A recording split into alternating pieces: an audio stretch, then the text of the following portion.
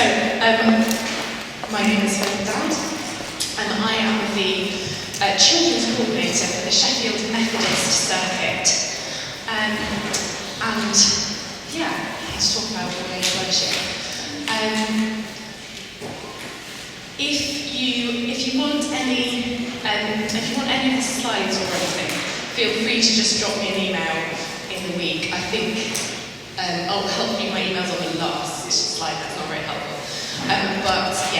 If you want any slides and find it easier just to ask for them or sort of take pictures, then do that. Tracy is just coming around handing out some handouts.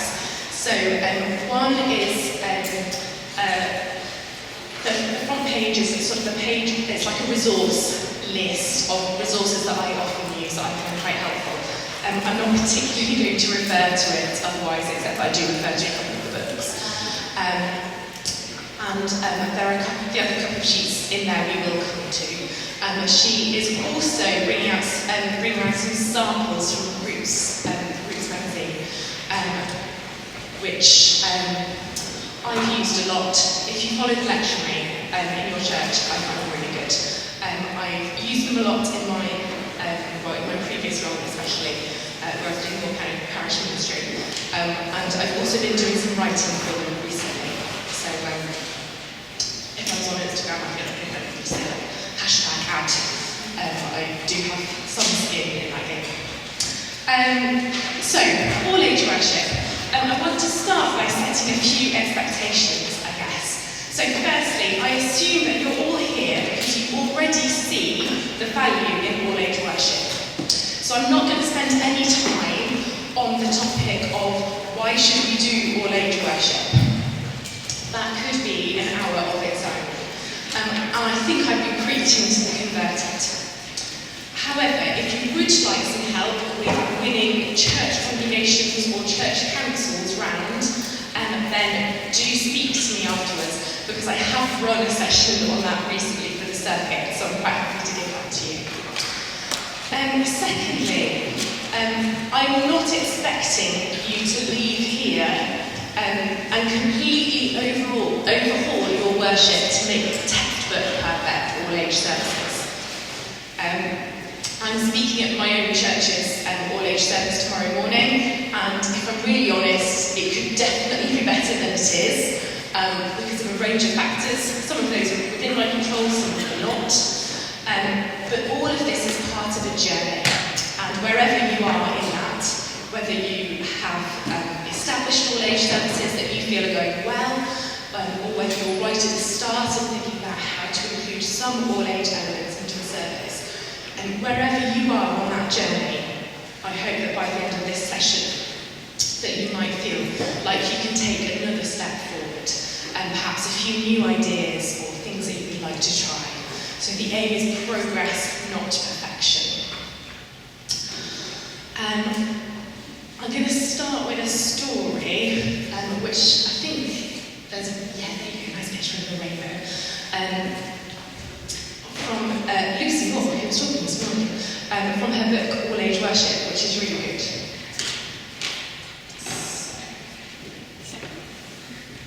The rainbow, that didn't really want it.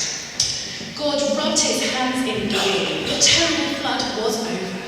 There were the animals coming out of the ark, trotting, wobbling, slithering, flying or trundling down on the mountain top. And there were Noah and his family, building the altar to say thank you for the rescue. God had a lovely surprise ready for them, something that would finish off their adventure with a beautiful ending, to be remembered for thousands of years to come. Oh, colours, called God, it's your big moment. The gorgeous colours appeared around God's throne, but God could see that something wasn't quite right.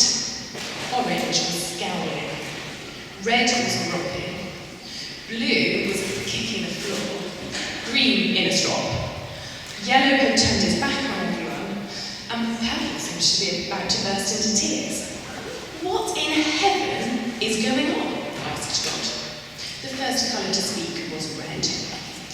You said you wanted to put a bow in the sky. She said, well, I think it should be red. Just red, nothing but red. Don't mess around with this bunch of losers. Make it red. Why? Asked God. Well, red is the boss of all the colours. People really notice red. Red is hot and bright, the colour of fire and blood and traffic signs. If you want this bow to be noticed, you need it to be red. I see, murmured God. No, said Yellow. Your bow should be a beautiful yellow colour, Lord. Make it yellow, and like the sunshine.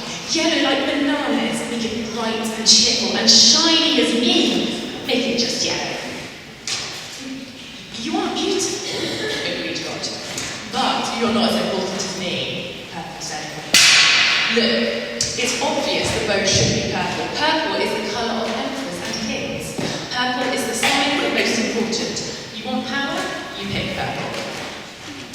I do like purple, God said. But you don't want a poxy purple bow, shouted Green. Look at me! Imagine a green bow in the sky. Now that was really wow. Green is so zingy, so fizzy, so fresh. Like a bottle of green limeade sprayed across the sky. Don't mix me up with these other dull colours. Make your bow green. Oh, please, called Orange. It's so obvious that orange is the colour you want. Orange like the sunrise. Orange is fruity and juicy and ripe. Make your bow orange, Lord. You're so like unhip, man, said Blue. It's so obvious that God's bow should be blue. Blue is the sea and the sky. Blue like rhythm and blues. Blue like a million's dungarees. Blue is like the coolest colour in the world, Lord.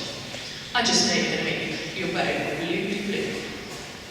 Instantly, all the colours started shouting at each other. Blue is boring, red is rubbish, purple's pathetic, yellow's so last year, green is gross, orange sucks. Make your bow red, blue, yellow, orange, purple.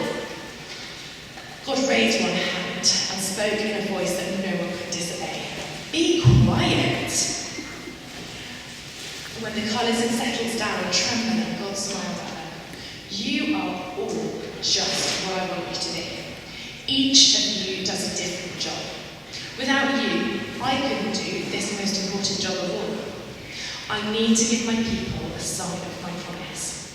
I need them to know it is a perfect promise that will never be broken. I need them to know that it is for all people, of all ages, from all countries, for all times. And so, my dear, dear colours, I need you all. Please, just for a moment, look at each other through my eyes. The colours looked at one another, and now that they were looking through God's eyes, they saw how beautiful each of the others was.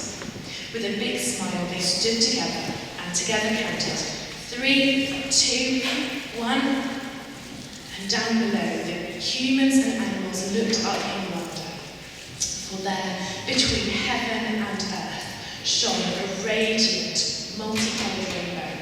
Red, orange, yellow, green, blue, purple. All different, all beautiful, all together.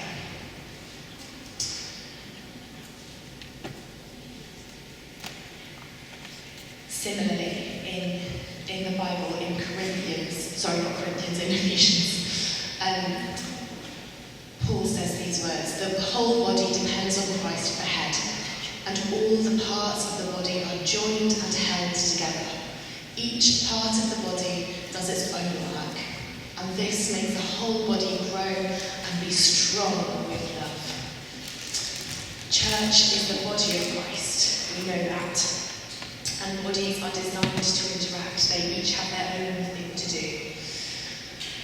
So if you take nothing else from this afternoon, relationships are important, and intergenerational relationships are important. And I think that they are key to sustainable, successful, all-age worship. All of that said, I'm going to start with something sort of quite philosophical with a 19th century theologian. I promise it's going to sort of get lower brow from there. Soren Kierkegaard, he complained that it is far too easy to think of the minister in a church, to think of the minister as the lead actor on the stage, to think of the choir or the worship band as a supporting cast, and that the rest of the congregation, the listeners, that they're the audience, and they just sit back and they receive the service. And he said that it should be the opposite way round. The congregation are the actors, offering our worship to an audience of God. The vicar, or the preacher, the worship leaders, they're all like the stage hands. So the preacher is like a prompter at the side of the stage, whispering the lines for our hearts to say to God. The worship gives us a backing track for our heart to sing praises to God. We are the performers, and our only audience is God. This is true of any service, but I think all the more so for all age services.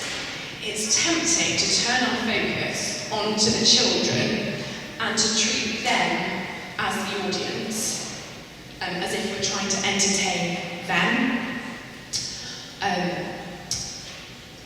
I always think that when people say to me, oh well, we don't have any children here this morning, so it was a bit of a waste of time doing all age worship. It's not just for the children. Or if we do encourage them to participate, sometimes it's making the children the performers, and with them performing to an audience of the rest of the congregation rather than an audience of God. So I find this image of the theatre of worship to be a useful starting point for all age worship. We don't need to entertain. Our audience is God, and we are prompting, whispering the lines for people to present to God as their own. So we're not looking to entertain our congregation, however we are looking to engage them.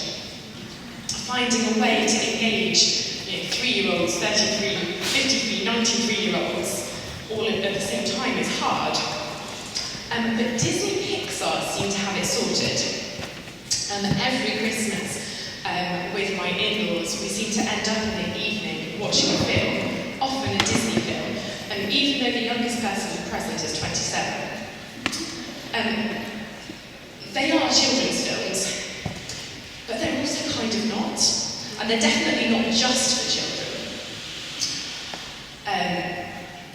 I've done a variation on this session a couple of times recently. We were talking about the difference between like Disney versus, say, Peppa Pig, which, as somebody without any children, I'm not sure I've ever seen an episode of Peppa Pig.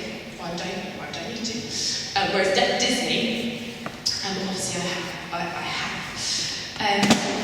So what is it that makes Disney Pixar films work for all ages? There are lots of reasons, but to name a few, they are able to hold the attention of the whole audience because everyone is invested in the main story.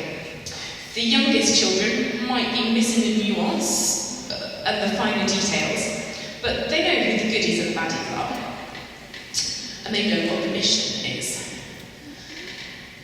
They engage your emotions. Some audience members might be pulled in by the bright colours of the animation, and others might love the songs. There'll always be some jokes in there for the grown-ups, which the kids don't get. And there will always be some sort of more obvious physical comedy, toilet humour for kids or indeed adults. And adults might be impressed at how cleverly a story is managed. And all of those things are happening at once. It wouldn't work if there was 20 minutes of bright colour at the start of the film, then you have 10 minutes of a very serious storyline that goes completely over children's heads. You can get away with a scene or two at most, where half your audience isn't convinced by this bit.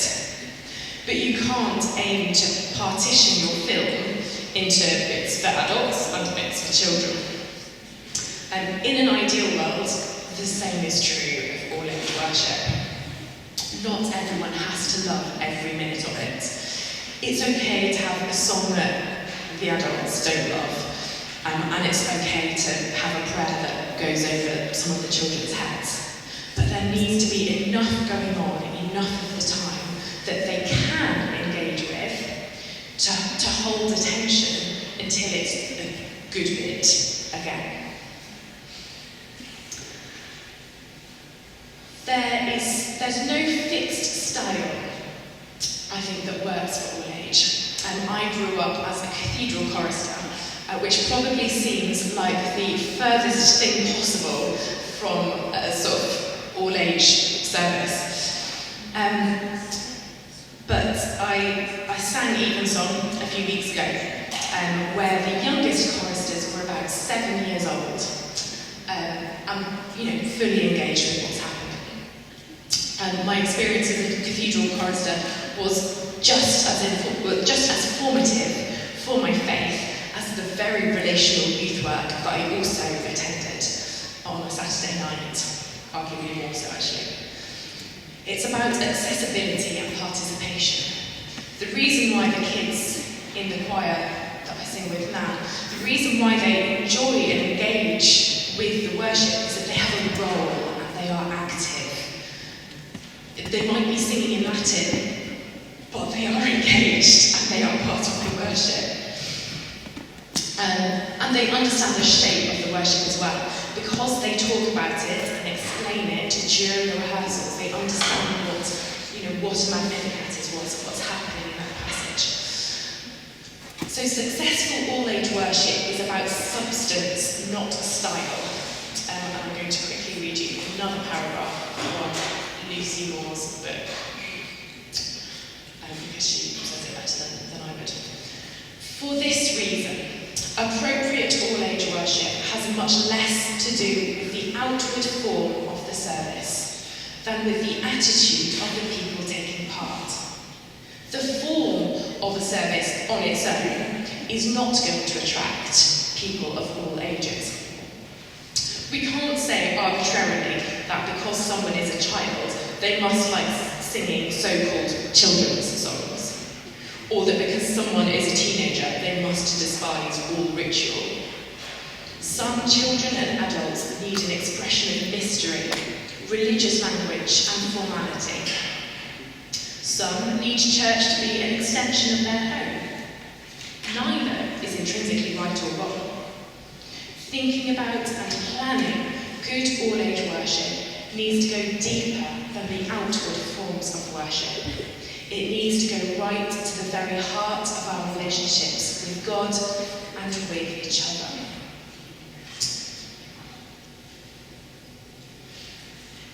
And so that's why I don't know if anybody was hoping that I'd sort of turn up with a service plan and say, here's a great idea of how to do all-age worship, or take it and use it in your churches. And if you were hoping for that, I'm really sorry, I'm not going to. And it's for that reason. All age is not about doing things in a certain style. It's about the substance. If you'd like to turn to your handouts, I've recently been doing some writing for Roots magazine, which, if you haven't come across it, and if you didn't speak to Tracy at lunchtime, it's a children and youth resource for churches. And quite some years ago now, they did some work with David Sinos, who's a Canadian theologian and practitioner. He's a big name in academia around children's ministry. And you might be familiar with the idea of learning styles.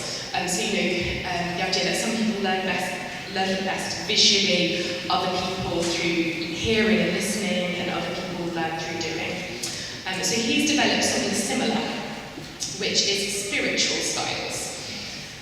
So Sinos did a lot of research and identified 4 predominant spiritual styles that represent the way that a person most easily connects with God or with spirituality. So word, emotion, symbol, and action.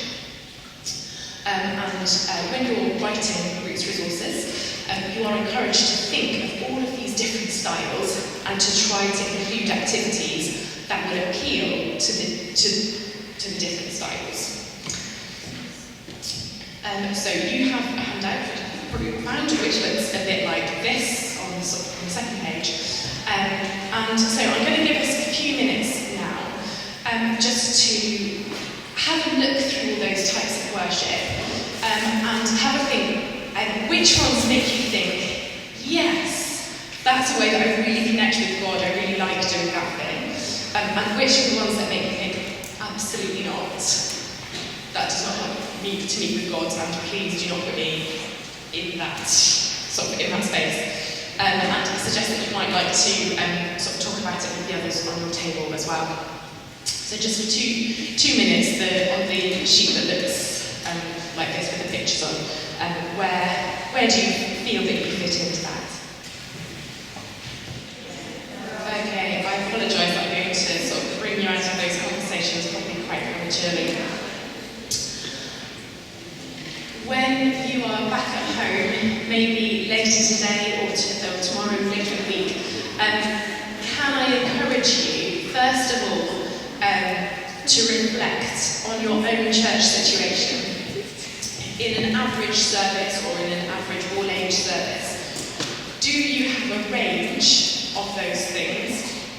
Do you have a range of the 4 different styles? Or are things skewed towards 1 or 2 styles? And secondly, have a really good read through the other 2 sheets that are attached about spiritual styles and using them in all-age worship. There's some really useful information in there, which I'm not going to talk about now particularly because you could read it and we're short on time. But if we think about all-age styles worship, as David Seymour said on the screen, if we think about all styles worship rather than all-age worship, that should help to provide a varied diet to engage different people, old, young, in between, within the congregation. So onto the next slide. If you didn't make it onto the other sheets within your 2 minutes, here's a brief overview of the characteristics of each style. So, this is quite small now. So word people tend to need Bible facts, figures. They tend to like hearing Bible passages read well. Not stumbling over obscure placements. Appreciate carefully crafted prayers, and they value the words of hymns and songs which read like poetry. Emotion people. They tend to enjoy participation through drama, through music, through spoken and sung responses, and they welcome opportunities to sense God through feelings and emotions. The action people, all of this talking is no good. There needs to be active work for justice. They need opportunities to improve the situation and to make a difference. And then finally, the symbol people, they need quiet times for reflection and prayer. They like to use images, symbols, metaphors, and parable to explore and express faith. And they sense their faith when out in the natural world experiencing God's creation. The purpose of encouraging you to talk to each other is obviously that you'll hopefully discover that different things speak to different people. It's got nothing to do with our age or denomination or anything else. It's just who we are, who God has created us to be. But if we're the ones in charge of leading or planning services, then the chances are that we lean towards the things that speak to us. That's not necessarily a negative thing. but it does mean that we might be steering away from things that other people would really engage with. For example, in 7+ years of planning all age services, I have probably included 1, possibly 2 dramas. I don't like drama. It just feels awkward and contrived to me, not my thing. There absolutely is an argument for me just leaving my comfort zone on that one. But equally, if there's someone else in church who it is their thing, release them to do it. Let them organise that part of the service. Make use of the gifts and diversity of passions and skills within your congregation. So, as we are planning a service, we might want to have these questions in our mind. How can we create space for different spiritual styles? And how can we help different people connect with God? I feel like I've given you a lot of questions and not necessarily a load of answers. And as I said at the start, I'm wary of making this too much how to do all age service as well, because what works well in one church won't necessarily work in another. However, I'm sure that some of you do just want a guide to doing all age. So I'm going to borrow more wisdom from Lucy Moore. As I said, I've used this book a fair bit for planning this session, and she includes a list of general guidelines.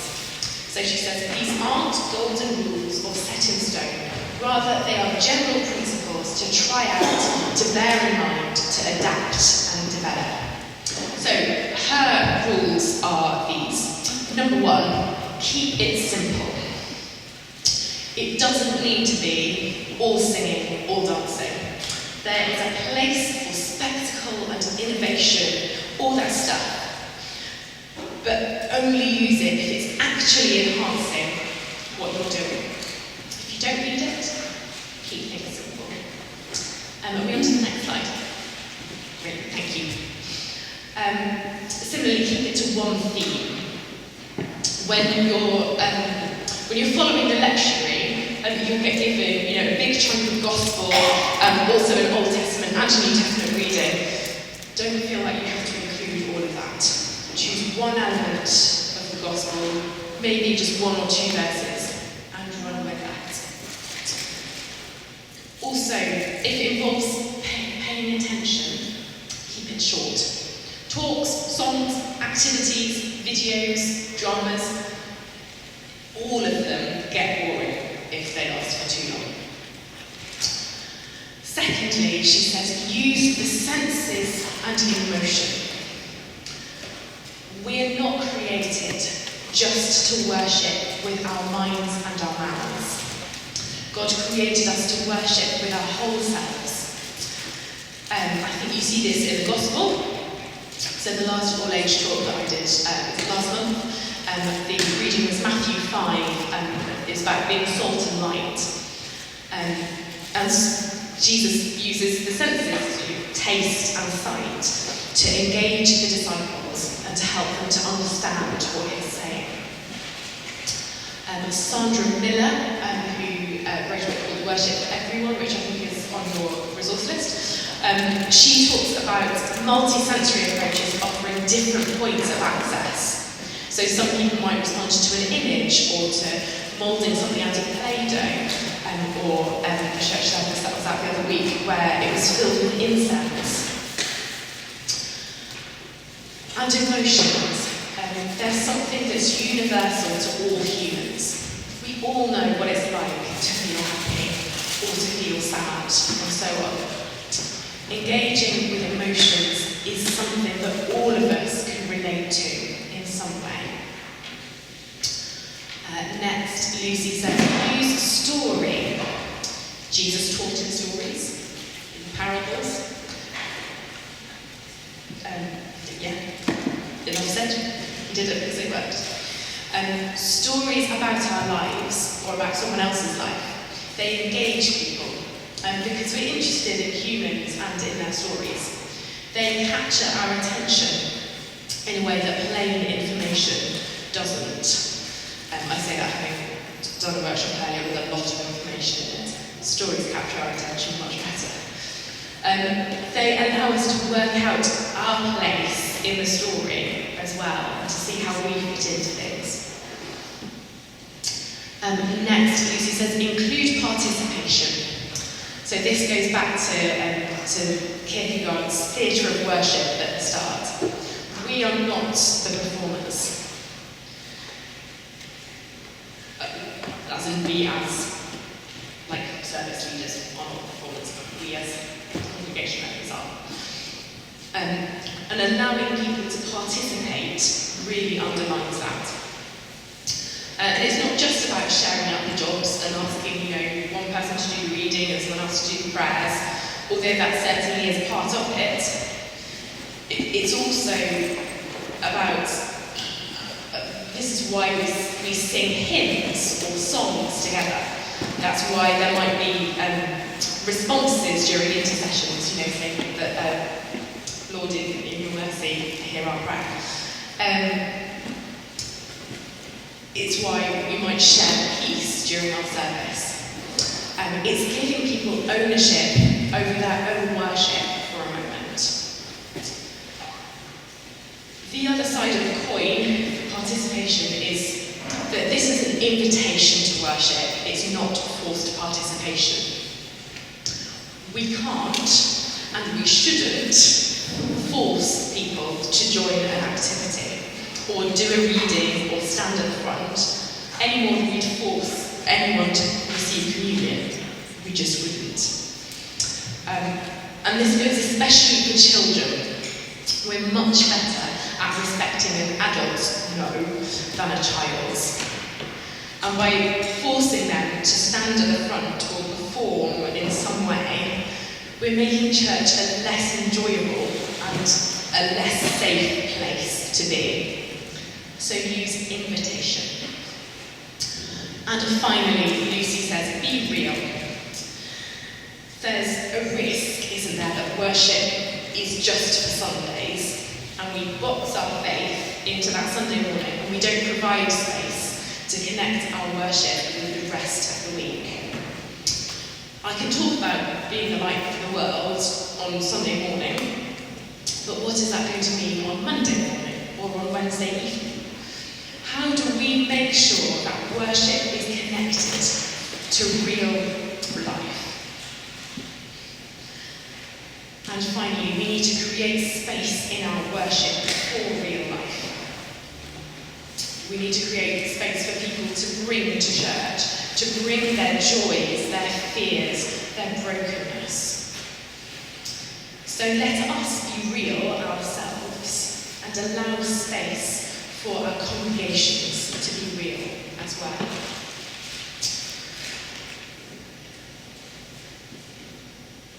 Now, just to prove that Lucy Moore was right when she said, these rules aren't set in stone, I also want to share some wisdom from Nick and Becky Drake, and if you want to go on to the next slide.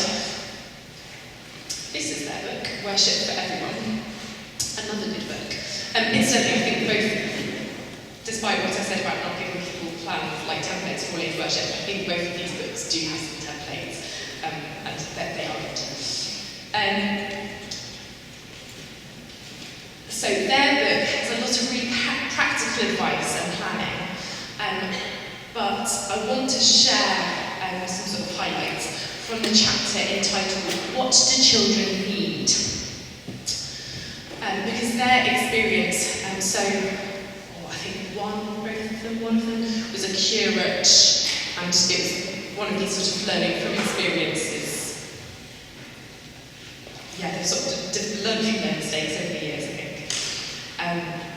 Their experience taught them that in making sure that they were providing what children needed for worship, they were actually catering for others across the generations too. So their list starts with belonging. We all need to know that we belong. We need to know that our presence is acknowledged and welcomed. We need to feel valued for who we are. The second thing they say is that Children need familiarity. We often think that children want excitement and novelty, and in some ways I'm sure they do.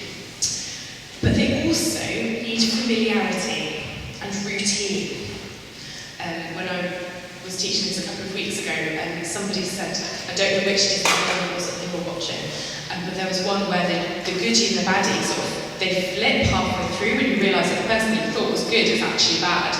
And they said it just blew my children's mind. They were so confused because it sort of broke away from the pattern, the ritual. So children need an element of familiarity and routine. And church is quite good at ritual. We always have a hymn or a song at this point. We always say a certain prayer at this point. And it means that we all know what's happening. We know what will happen next. And that's really valuable for children. Yes, we can throw in exciting surprises from time to time, but having a regular, familiar outline, or dare I say, liturgy, for all age, is actually a good scaffolding that helps children engage with worship because they know what they're expecting. Next, Nick and Becky Drake say that children need acceptance. So as well as belonging, children need to know that they are accepted. We all do. But they need to be accepted as children, accepting that they wander around to explore the church, accepting that they might not always recognise a moment of silence as a moment for them to be quiet. It is absolutely foundational for children, and for adults for that matter, to know that they are loved and accepted in church, because we are in God's house. And if we do not feel safe and loved and accepted in God's house, there is a very serious risk that we will mistake that feeling for not being loved or accepted by God. So we need acceptance. Easier said than done. Next, we need purpose. Again, this is part of belonging, really. But children need to have a purpose. They need to know what they can bring that adds value to church. Many years ago, we used to have a 6-year-old on the welcoming rota at church. He's now 16. But when he was 6, he wouldn't do it now. When he was 6, he would turn up every week. He would wear a shirt, a little bow tie, and a little jacket. And he would enthusiastically welcome every person who walked through the doors. And when it came to sharing the peace, he would walk around, it was sort of like a robot, trying to share the peace with multiple people at once to make sure that he got through the maximum number of people in the time available. He would enthusiastically welcome people, and he always got the warmest responses back. There are plenty of ways that we can give children and adults purpose at church. Even if they're quite small things, it's all part of realising that we aren't just here to receive, but we can serve too, at any age. Finally, we need fun. Nick, Becky Drake say that the mistake that churches sometimes make is to put this at the top of the list, that fun is the first item. Fun belongs on the list, but it's after all of those other things. Again, this doesn't need to mean all singing, all dancing, entertainment. It just means church cannot be dull and uninspiring. It needs to be enjoyable. The bottom line is, all of us should want to come back to church next week. And it needs to be something that we look forward to, not something that we dread. I've sort of thrown a lot of information at you for the past 40 minutes.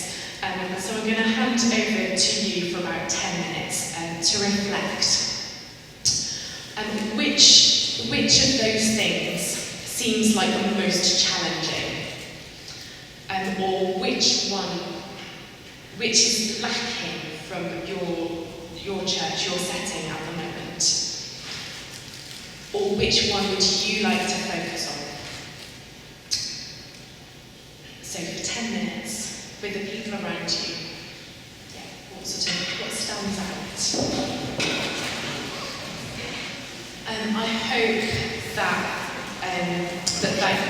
gives enough food for thought to sort of start thinking about one or two things that you might like to change. I realise that some of us might want to completely overhaul our all-age worship and do everything differently. And if you have the capacity to do that, all power to you. But I also want to encourage you that just doing a little bit at a time is also really valuable and commendable. I just want to run through a few of these resources that I've given to you, and then I have a sort of a final thought to finish with. If you're sort of really looking, to go on a bit of a journey with all-age worship in your church or in your setting, I do really recommend these two books, Worship for Everyone, which includes songs and talks and service ideas. It is, and I think it has a template for how you could structure a service, which is really valuable. And they have quite a lot on sort of the why and the theology behind worship for everyone and about getting church on board. And then also Lucy Moore's book, All Age Worship, is also really good in different ways. I've also put on there Beyond the Children's Corner, which is by Margaret Richard Houston. That's not specifically about all age. I think there is a bit about all age in that, but it's about children in church, and as it suggests, partly about creating a good children's corner, but about involving children beyond the children's corner as well. And the other book that I put on there is Worship Together by Sandra Miller, which is a book of service outlines. I think there's 12, one for every month of the year on different themes. And again, as something to sort of get you started, to get you going, it's a good resource. I've put down three websites. The first is Roots on the web. You might well have had a chance to speak to Tracy back during the course of the day. And I think she's put some samples on the tables. If you are interested and want to know more, then do speak to Tracy or get in touch with Roots after today. If you're part of the Sheffield Methodist circuit, we have a joint, a shared membership, and we have a couple of empty logins, as it were. So if you'd like to try it out with the circuit, then speak to me. If you're part of the diocese, I know that you certainly get the magazines, so speak to Julia, because you can probably borrow those as well. I find, with all of these things actually, but including Roots, you can just pick them up and use them. I actually very rarely do. Usually I think, I like that idea, but I'm going to change it a bit, and I like that bit and that bit, and I'm not so sure about this, so I'm going to go off east. Similarly, engageworship.org, which has creative resources linked to lectionary readings, and there's also all-age worship resources. Again, they have fully worked out services and talks for all age, including drama scripts and things like that. Again, theoretically you can pick them up and use them. I much prefer to sort of take an idea and then work out how it's going to work for us. And finally, because one of the questions that I always seem to get asked is about, we can't find any good new songs for all age worship. There are some some places, bands, groups. Some of them you can access for free, some of them you need to pay for. I think I've mostly managed to say which is which. So, I have a final thought to share, for which there is a new slide. Thank you, Steph. We don't all have to get the same things out of an all-age service. And I think one of the most common all-age activities we do probably is to eat a family meal. So a few years ago, we celebrated my sister turning 30, and we had a big meal together, 14 of us, around my parents' dining table, aged between 4 and 70-something. My mum always makes lasagna for these things. So she made a lasagna for us all. A couple of us are vegetarian, so there was a meat lasagna and a vegetable lasagna. Some people had one, some people had the other, some of us had half and half of each one. There was salt, pepper, extra cheese on the table for the adults that wanted extra flavour. You help yourself to vegetables, though I guarantee that at least one of my nephews didn't. The adults had wine with their food, the kids had juice. My 4-year-old niece had a small portion, and my 44-year-old brother had a massive one. And you see what I'm saying. We all ate the same pasta, cheese sauce, tomato sauce. We all had the same meal at the same table, but we didn't eat exactly the same thing. So I wonder, as we plan our all-age worship, can we make all-age into a family meal where not everyone has to enjoy everything or consume everything, but there's enough there